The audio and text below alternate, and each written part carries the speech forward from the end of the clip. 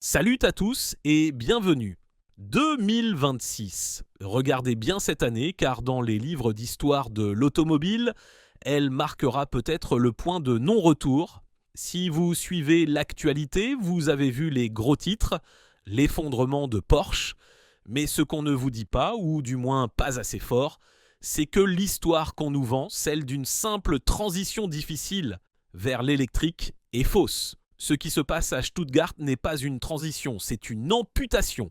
Aujourd'hui, on ne va pas juste parler de chiffres et de moteurs. On va parler de la fin d'un mythe. On va décortiquer comment la marque la plus rentable, la plus arrogante et la plus intouchable du monde a réussi l'impensable, détruire sa réputation, trahir ses clients et se retrouver à genoux en l'espace de 24 mois. Installez-vous confortablement car la chute est vertigineuse. Pour comprendre l'ampleur du désastre, il faut regarder la réalité en face et elle est brutale. Au troisième trimestre 2025, Porsche a perdu 966 millions d'euros, vous avez bien entendu, près d'1 milliard de pertes en 3 mois. Pour une entreprise qui affichait encore une marge opérationnelle de 18% en 2023, c'est un arrêt cardiaque. La marge est tombée à 0%. En bourse, c'est la Bérésina. Depuis son introduction en fanfare en octobre 2022, l'action a dévissé de plus de 50%, effaçant 35 milliards d'euros de capitalisation. Pour vous donner une idée, c'est l'équivalent du PAM-UB de certains pays qui est parti en fumée. Mais pourquoi ? La réponse facile, celle que tout le monde répète, c'est la faute à l'Europe et à ses normes CO2 délirantes. C'est vrai, Bruxelles a joué aux apprentis sorciers avec des objectifs de 0 g de CO2 pour 2035, mais réduire la faillite de Porsche à la politique serait une erreur. Le verre était dans le fruit et c'est Porsche qui l'y a mis. Le cœur du problème porte un nom, le Taycan. Souvenez-vous du lancement en 2019. C'était la promesse du siècle, une vraie Porsche, mais électrique. 872 chevaux, une architecture 800 volts révolutionnaire, des usines flambant neuves à 70 millions d'euros. La presse était unanime, les carnets de commandes débordaient. Sur le papier, c'était le futur. Dans la réalité, c'est devenu le pire cauchemar des propriétaires. Ce qu'on découvre aujourd'hui avec le recul, c'est que Porsche a rompu le contrat de confiance tacite qu'elle avait avec ses clients. Quand on achète une Porsche, on n'achète pas juste une voiture. On achète la fiabilité d'un métronome suisse. On achète une machine capable d'encaisser 300 000 km sans broncher, comme les légendaires moteurs Boxer refroidis par air. Avec le Taycan, les clients ont acheté des bêta-tests à 150 000 €. Les chiffres font froid dans le dos. Plus de 20 rappels officiels aux États-Unis depuis 2020, touchant 27 527 véhicules. Et on ne parle pas de petits détails de finition. On parle de risques d'incendie de batterie, d'écrans qui se figent en pleine conduite et de perte de puissance soudaine sur l'autoroute qui transforme votre bolide en voiturette de tourisme poussive. Le plus ironique, la technologie de recharge 800 volts, censée être l'argument massu, est devenue une source d'angoisse. Les câbles surchauffent, les connexions se corrodent, les sessions de charge coupent sans raison. Imaginez la scène, vous êtes bloqué sur une aire d'autoroute avec votre voiture à 6 chiffres qui refuse de charger. C'est humiliant. Et cette humiliation se paye cash. Le marché de l'occasion, qui est le véritable juge de paix de l'automobile de luxe, a rendu son verdict. Il est sanglant. Un Taycan perd 60% de sa valeur en seulement 4 ans. Faites le calcul, vous achetez la voiture 150 000 € et 4 ans plus tard, elle ne vaut plus que 60 000 €. C'est une épave financière, c'est du jamais vu dans le segment premium. A l'inverse, une 911 ou un Cayenne thermique conserve parfaitement sa valeur. Cette décote massive a créé une spirale de la mort. Les clients actuels sont furieux et les clients potentiels sont terrifiés à l'idée d'acheter du neuf. Résultat, les ventes de Taycan se sont effondrées de 49% en 2024. Aux États-Unis, marché crucial, c'est encore pire, moins 50% au deuxième trimestre 2024, avec à peine 807 exemplaires vendus.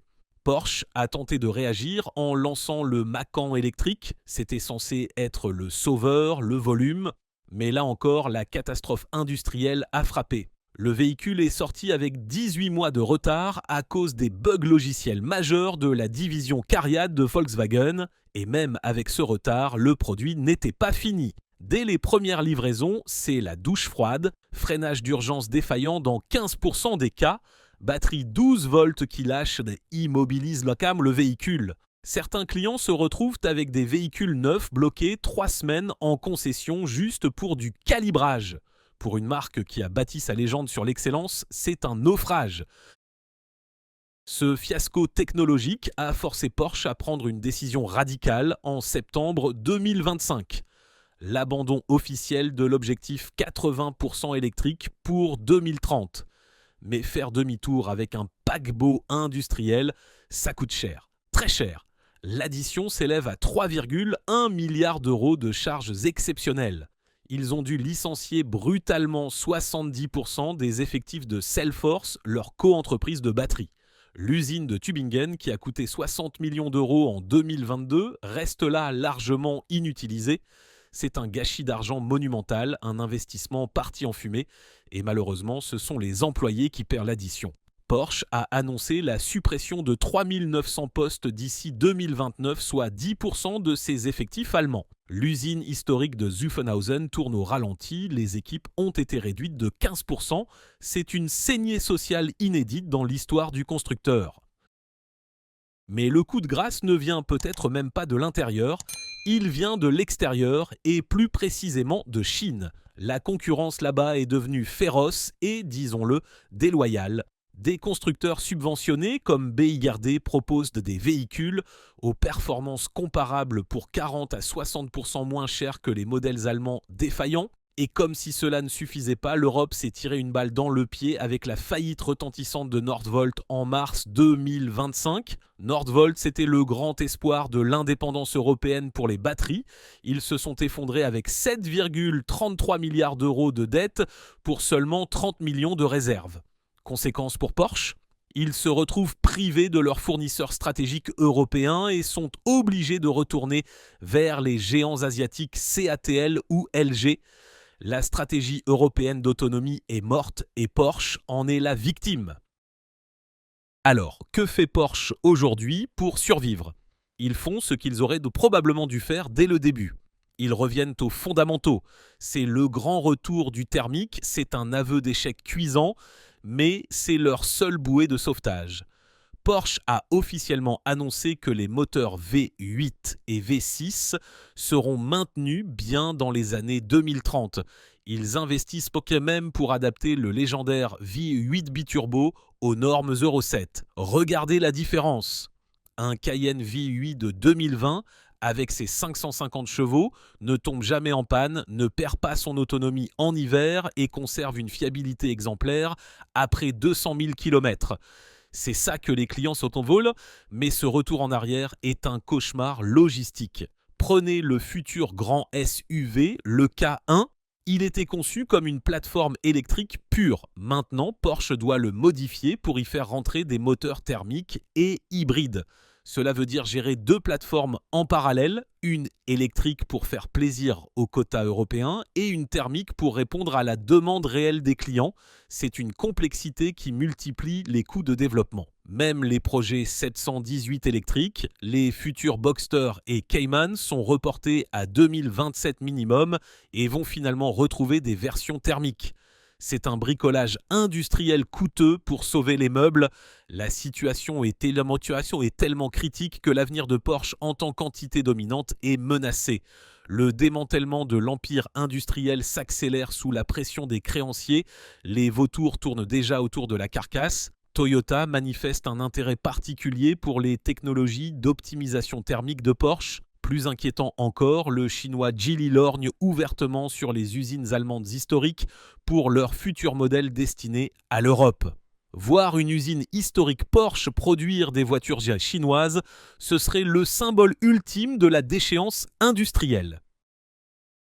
En conclusion, ce qui arrive à Porsche est une leçon pour toute l'industrie. C'est la preuve qu'on ne peut pas forcer une transition technologique contre le bon sens industriel et commercial. L'idéologie politique s'est fracassée sur le mur de la réalité économique. BMW l'a compris et n'a jamais abandonné le thermique. Mercedes et Audi font machine arrière toutes. Même les gouvernements, l'Allemagne et l'Italie en tête, commencent à évoquer des ajustements des normes.